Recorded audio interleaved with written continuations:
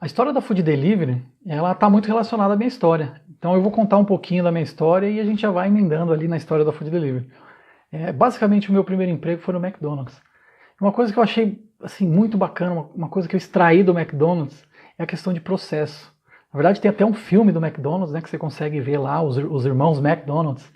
Eles criaram um processo na época que foi revolucionário para fazer um hambúrguer em menos de 1 minuto. Então, o bacana é que assim, o McDonald's tem essa pegada de processo e otimização. Eu acho engraçado que lá no McDonald's, para você limpar o chão, tem um procedimento, cara.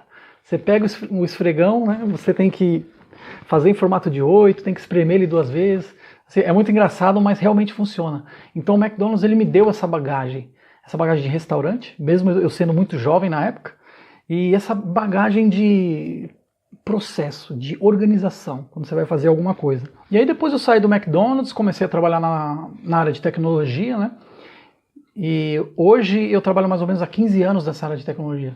Então, mesmo tendo uma carreira solo e tudo mais, tem aquele lance de você ter o próprio negócio, né, cara? Então, assim, eu sempre conversei bastante com a minha esposa, ela também tem um perfil mais empreendedor, então isso ficava batendo na nossa cabeça, vamos abrir o próprio negócio, não vamos abrir, a gente precisa fazer isso ou não.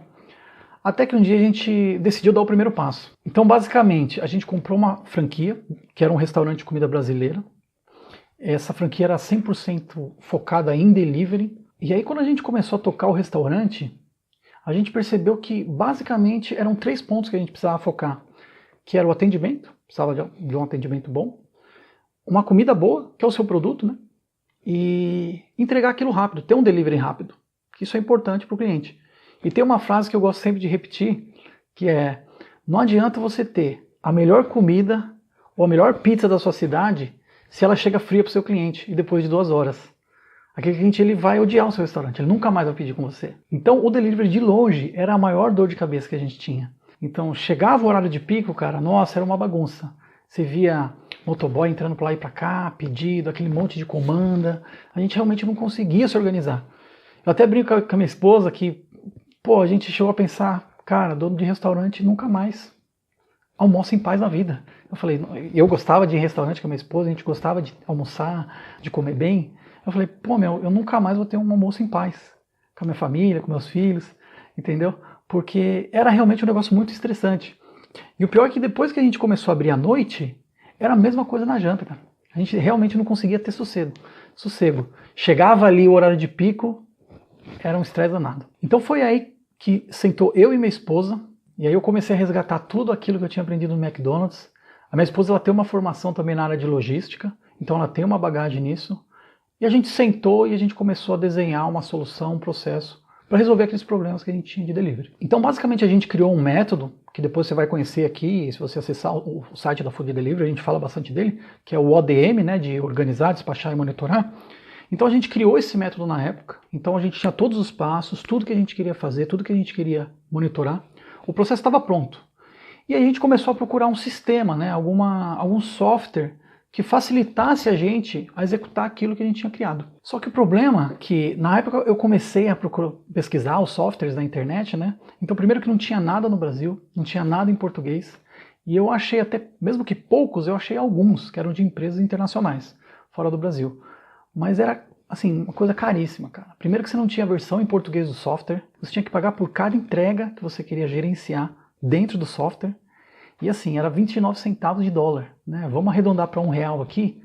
Então, o nosso restaurante que tinha uma média de 60 entregas por dia, você imagina, né, cara? Você vai pagar R$1 por cada entrega, você vai pagar R$60 em um dia para usar aquele software. Isso no mês fica caríssimo, principalmente para um restaurante que a gente tinha acabado de fundar. Então foi aí que a gente começou a criar esse sistema. Como eu trabalho na área de tecnologia há muito tempo, eu mesmo comecei a desenvolver o sistema.